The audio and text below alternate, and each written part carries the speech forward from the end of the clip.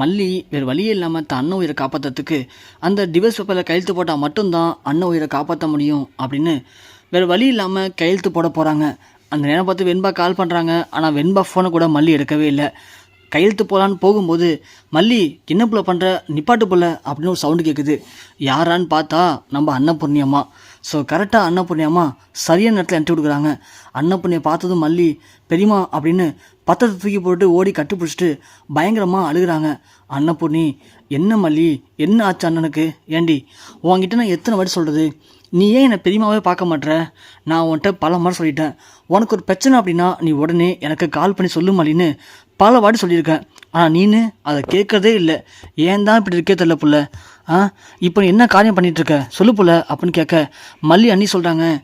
என்ன சொல்கிறது, அவள் விஜய் கூட இனிமேல் சேர்ந்து வாழ மாட்டேன் அப்படின்னு விஜயை டிவோர்ஸ் பண்ணுறேன்னு சம்மதிச்சு இப்போ அந்த பணத்துக்காக கையெழுத்து போடுறா. நானும் எவ்வளோ தடுத்து பார்த்துட்டேன். வேணாம் மல்லி, அப்படி ஒன்று நீ பணத்தை கொடுத்து உங்கள் அண்ணன் உயிரை காப்பாற்ற வேணான்னு நானும் தடுத்தம்மா. ஆனால் அவள் கேட்க மாட்றா அப்படின்னு சொல்ல உடனே அன்னபூர்ணி சி நீலாம் ஒரு பொம்பளையா ராஜி. மல்லி இங்கே பொறுப்புல இதில் கொஞ்சம் பணம் இருக்குது, இதெல்லாம் நான் உனக்காக சேர்த்து வச்ச பணம். அது போக என் நகையெல்லாம் விற்று பணத்தை கொண்டு வந்திருக்கேன். இந்த பணத்தை போய் உடனே கட்டி உங்கள் அண்ணனுக்கு உடனே ஆப்ரேஷன் பண்ணுற வழியை பாரு, மீதி நம்ம அப்புறம் பேசிக்கலாம் அப்படின்னு சொன்ன உடனே மல்லி பெரியம்மா என்னை மன்னிச்சிருங்க பெரியம்மா அப்படின்னு கட்டி பிடிச்சி பயங்கரமாக அழுகுறாங்க. ஒரு செகண்டில் அன்னபூர்ணி கண் கலங்கி என்ன புள்ள ஏன் அப்போ அழுகுற, அதெல்லாம் ஒன்றும் இல்லை, நீ போய் ஃபஸ்ட்டு பணத்தை கட்டிட்டு வாப்போ அப்படின்னு சொல்கிறாங்க. அன்னபூர்ணி நேராக வராங்க. வந்து இங்கே ராஜி ரஞ்சித் ரெண்டு பேரும் பார்த்து உங்களுக்கெல்லாம் கொஞ்சம் வெக்கமாகவே இல்லையா? ஒருத்தவங்க கஷ்டத்தில் இருக்காங்க அப்படின்னா நம்மளால் முடிஞ்ச வரைக்கும் அவங்களுக்கு உதவி பண்ணணும். முடியலையா அவங்களுக்கு உபத்திரம் பண்ணாமல் அமைதியாக இருக்கணும். ஆனால் நீங்களாம் என்ன மாதிரி ஜென்மங்கன்னு தெரில. ஒருத்தவங்க கஷ்டத்தில் இருக்காங்கன்னு தெரிஞ்சுக்கிட்டு அவங்கள எப்படிடா கஷ்டப்படுத்தலாம், அவங்கள எப்படி பழி வாங்கலாம் அப்படின்னு இப்படி ஒரு கேவலமான வேலையை பார்க்குறீங்களே. நீங்களாம் என்ன மாதிரி பொம்பளைங்க? உங்களெல்லாம் மனுஷங்க நினைக்கிறதுக்கே ரொம்ப அருகதை கெட்டுப்போன ஜென்மமாக இருக்கீங்க.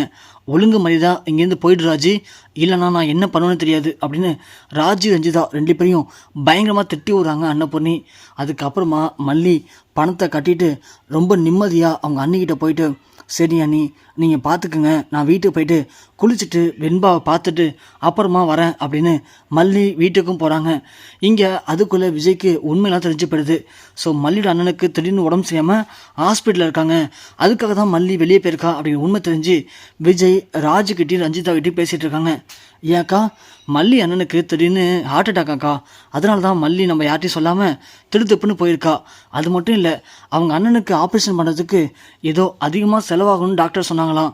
அவள் வந்து உங்கள்கிட்ட பணம் கேட்டாளாக்கா, நீங்களாச்சும் புரிஞ்சுக்கிட்டு அவளுக்கு பணத்தை கொடுத்து உதவி பண்ணியிருக்கலாம்ல.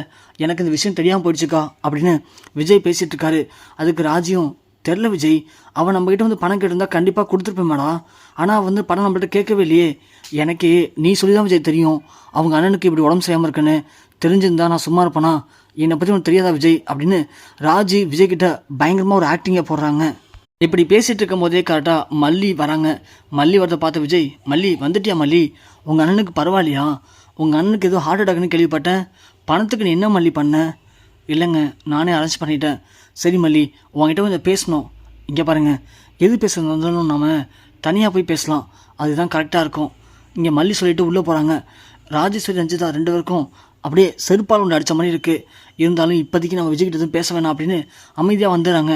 இங்கே விஜய் ரூமுக்கு போகிறாங்க. ரூமுக்கு போயிட்டு மல்லியை பார்த்து என்னாச்சு மல்லி, உங்கள் அண்ணனுக்கு திடீர்னு உடம்பு செய்யாமல் போயிடுச்சு அப்படின்னு என்கிட்ட ஒரு வார்த்தை கால் பண்ணி சொல்லியிருந்தானா நான் பணத்துக்கு அரேஞ்ச் பண்ணியிருப்பால, அதை விட்டுட்டு நீ என்ன பண்ண, எப்படி பணத்தை கொடுத்த? எங்கள் பெரியம்மா பணம் தந்து கொடுத்தாங்க.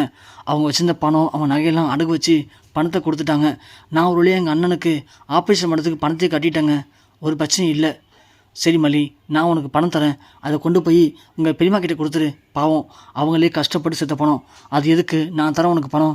இல்லை விஜய் பரவாயில்ல, நீங்கள் யார் நான் யார், எனக்கு இந்த வீட்டில் என்ன உரிமை இருக்குது அப்படின்னு எல்லாமே புரிஞ்சுக்கிட்டேன்.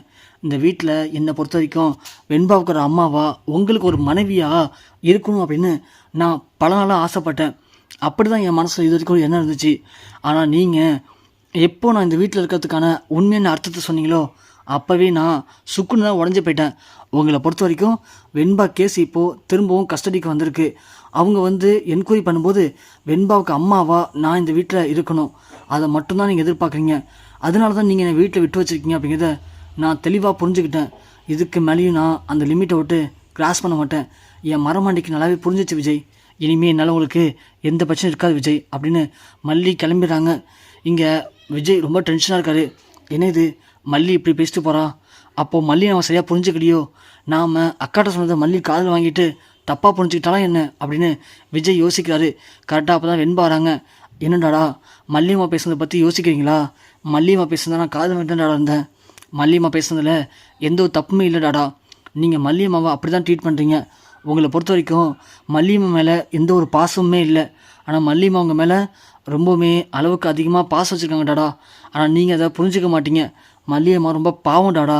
மல்லியம்மா எனக்காகவும் உங்களுக்காகவும் தான் இந்த வீட்டில் நடக்கிற கொடுமையெல்லாம் தாங்கிக்கிட்டு அமைதியாக இருக்காங்க. உங்களுக்கு ஃபஸ்ட்டு உண்மையான தெரியுமா டாடா? அவங்க அண்ணனுக்கு உடம்பு சரியில்லைன்னு சொல்லி மல்லியம்மா ஓடி வந்து நம்ம ராஜ்யத்தை கால்லையும் ரஞ்சசக்தி கால்லையும் விழுந்து பணம் கேட்டாங்க. ஆனால் 2 பேரும் பணம் தரவே இல்லை. பணமே இல்லைன்ட்டாங்க. உங்களுக்கு கால் பண்ணி பேசுன்னு சொல்லி மல்லியம்மா உங்கள் ஃபோனுக்கு ட்ரை பண்ணாங்க. ஆனால் உங்கள் ஃபோனையும் பிடுங்கி ராஜ்யத்தை வச்சுக்கிட்டாங்க. மல்லியம்மாவை கண்டபடி பேசி அசிங்கப்படுத்திட்டாங்க. மல்லியம்மா வேறு வழி இல்லாமல் மனசு உடஞ்சி போய் பணத்துக்கு என்ன பண்ணன்னு தெரியாமல் அழுதுகிட்டே போனாங்க தெரியுமா? அதை பார்க்கும்போது எனக்கு எவ்வளோ கஷ்டமாக தெரியுமா இருந்துச்சுடாடா. அதுக்கப்புறம் தான் நான் கால் பண்ணி பிக் பாடி கிட்ட சொன்னேன், இது மாதிரி மல்லியம்மா அண்ணனுக்கு உடம்பு சரியாக போயிடுச்சு, அவங்களுக்கு பணம் தேவைப்படுதுன்னு. அதுக்கப்புறம் தான் பிக் பாட்டி பணத்தை ரெடி பண்ணிவிட்டு ஹாஸ்பிட்டலில் போய் இன்றைக்கி மல்லியம்மாவுடைய அண்ணனை காப்பாற்றிருக்காங்க. அப்படி மட்டும் நடக்காமல் இருந்துச்சுன்னா யோசிச்சு பாருங்கடாடா இன்னும் நடந்திருக்குன்னு. மல்லியம்மா இந்நேரம் ஃபுல்லாக உடஞ்சி போயிருப்பாங்கடாடா. பாவம்டாடா மல்லியம்மா.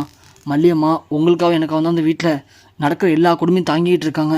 ஆனால் நீங்கள் மல்லியம்மா புரிஞ்சுக்கிட்டாமல் எப்போ பார்த்தாலும் மல்லியம்மா கிட்ட பிரச்சனை பண்ணிகிட்டே இருக்கீங்கடாடா. மல்லியம்மா மனசை கஷ்டப்படுற மாதிரி நீங்கள் பேசுகிறீங்கடாடா.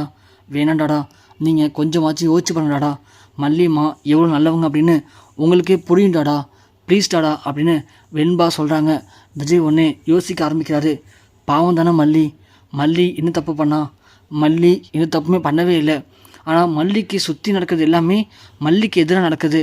ஒருவேளை வெண்பா சொல்கிற மாதிரி அக்காவும் ரஞ்சிதாவுக்கும் மல்லிக்கு பணம் வேணும்னு தெரிஞ்சு மல்லி வந்து கேட்கும்போது எதுக்காக பணத்தை கொடுக்காம அப்படி அவாய்ட் பண்ணாங்க. ஆனால் நம்மக்கிட்ட பேசும்போது மல்லி அண்ணனுக்கு உடம்பு செய்யாமல் இருக்குன்னு ஒரு வார்த்தை தெரிஞ்சால் போதும், நாமளே பணத்தை கொடுத்து அவங்க அண்ணனை காப்பாற்றிருக்கலாம்டா. ஆனால் மல்லி சொல்லவே இல்லைன்னு அவங்க சொல்கிறாங்க.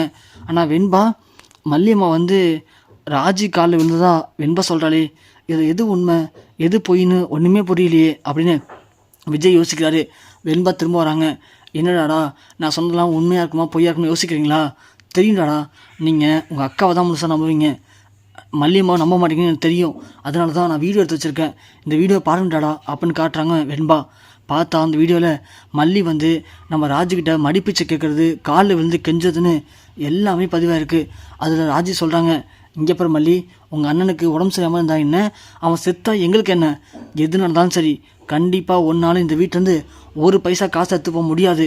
அது மட்டும் இல்லை, நீ விஜய்கிட்டையும் பணத்தை வாங்க முடியாது அப்படின்னு ராஜி மல்லியை கண்டபடி பேசி அசிங்கப்படுத்தி அங்கேருந்து அனுப்புறது அழகாக அந்த வீடியோவில் பதிவாக இருக்குது.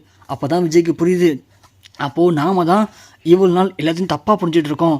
மல்லி அப்போது கரெக்டாக இருந்திருக்கா, நம்ம அக்காவும் ரஞ்சிதாவும் தான் மல்லி மேலே இப்படி ஒரு தவறான பழியை போட்டு மல்லியை நம்மள்கிட்ட வந்து ஒரு தப்பான கேரக்டராகவே ஆக்கி வச்சுருக்காங்க அப்படின்னு.